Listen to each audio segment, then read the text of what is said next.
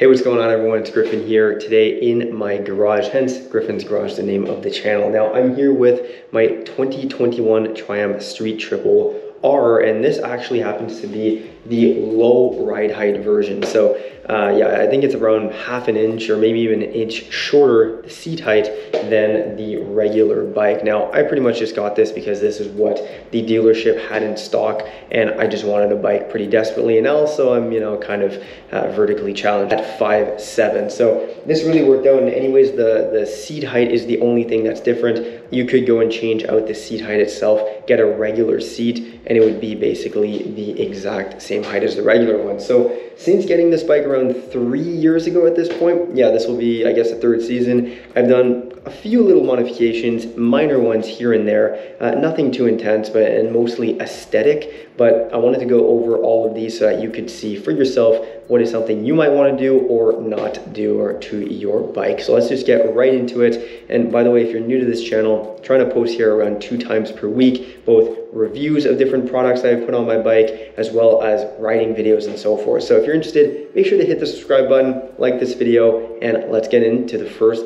minor modification. Okay, so right off the bat, let's speak about one of the newer ones. So I recently just put this little windscreen up. So if you have a naked motorcycle, then you definitely know how intense the wind is when it is hitting your chest, especially if you're on the highway. And looking at this bike, I mean, there is absolutely no wind protection. Now, realistically, is this going to give you that much protection? The answer is no. However, every little bit helps, right? Especially with deflecting up. So not only do I think this looks really great on the bike, it completes it. I also think that it is somewhat worth it when you're crouching down and the wind is going over your head. I've since used it one time, and you can definitely see the difference, or feel the difference, I should say.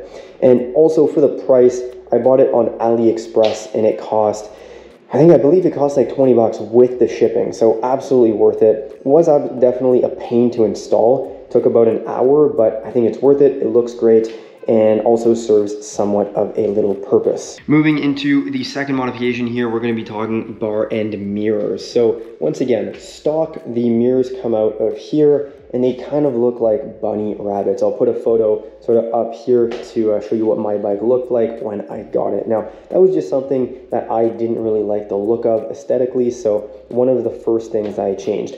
Pretty sure I got these off of Amazon for probably like 20 bucks for the set, and they're quite large as well. Like, they're not the tiny small ones, they actually have some meat to them. So in terms of visibility, I can always see really well the cars behind me, and personally I just think they look great. I've chosen to angle them upwards. You can choose to angle them downwards, I've seen some guys do, but definitely a small little modification that I think makes the bike look a lot sleeker and better of a profile, especially from the side. What do you think though? Leave a comment down below. Have you changed to bar end mirrors? Now, the third modification, it's not really a modification, it's more of a tiny little detail, but when you do change those mirrors, well, they come out of here, and essentially they leave these big, open, ugly gaps. So I got these as well. They're just these little metal caps that I got off of AliExpress as well. I think they cost like $5. They're made of metal, and they just complete the look really well. They have the logo, the Triumph logo, right on them, and yeah, it just completes the look, especially when you're riding. So right here in POV style, it just looks a lot better. So tiny little thing that I think is worth it.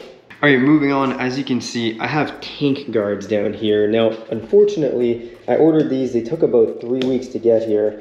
And look at that, even though I ordered the ones that had they didn't have any badging on them, they came with the RS. So I'm kind of conflicted here if I put these on or not, because honestly, since this is an R, I don't want to look like an absolute poser, but they do look really good, and they even match the colors of the bike. So, tank guards are something that I think are probably worth it, just because grip-wise, this offers zero grip, this like matte sort of paint.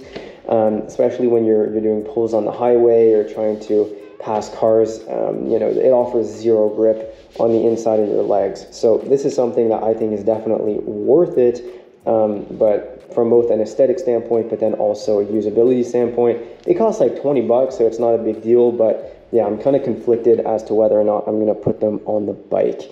What would you do in my position? Would you put them on, or would you, you know, dispute them and get new ones?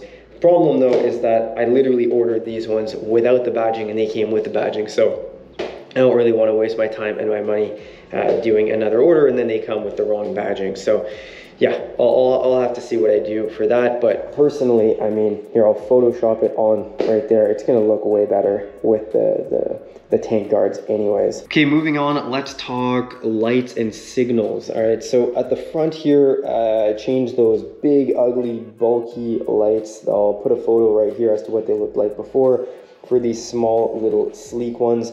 They're not necessarily the best lights, however, holy cow, did they ever make the bike look better from the front. Just these tiny little LED indicator lights, really easy to install if you have, you know, any knowledge whatsoever, and just splicing a couple wires, it'll be a no-brainer for you, and it will be really easy to accomplish. So I changed these.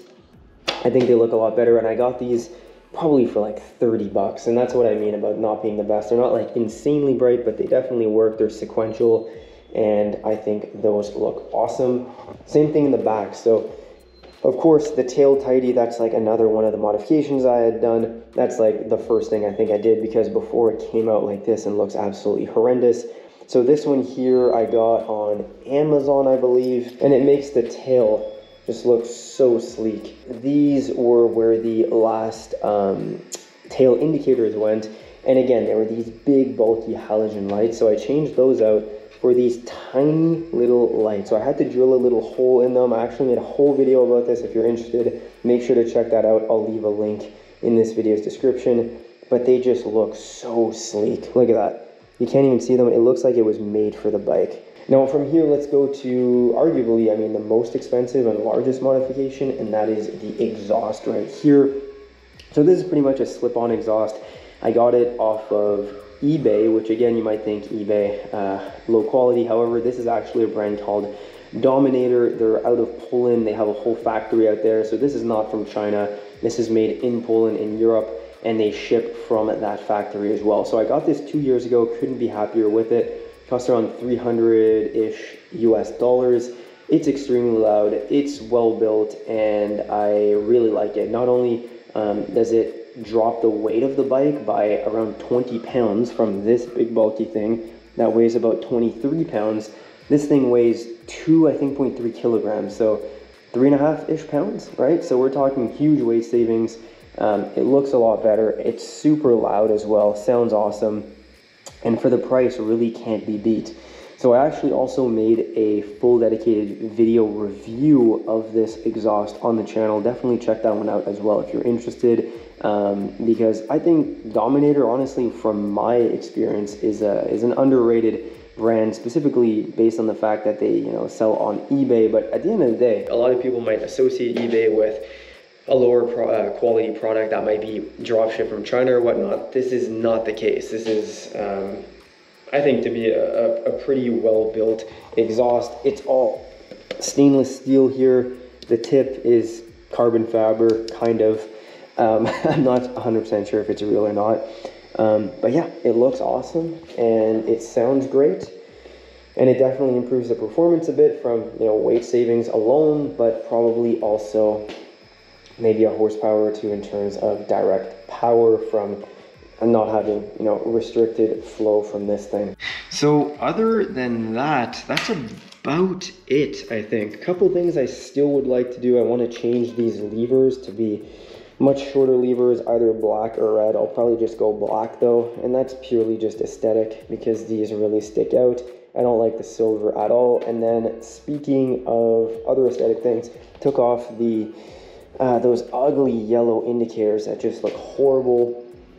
Took those off. That looks way sleeker. And then I'm going to definitely be painting this thing right here and the heel guard as well. I'm gonna paint them with black enamel, right? Like just spray painted black enamel, specifically made for engine covers and stuff like that. So that's pretty much it for today's video. Let me know down in the comments which modifications you've done here and which ones you would or would not make to your Triumph Street Triple. Thanks a lot for watching, and I'll see you in the next one.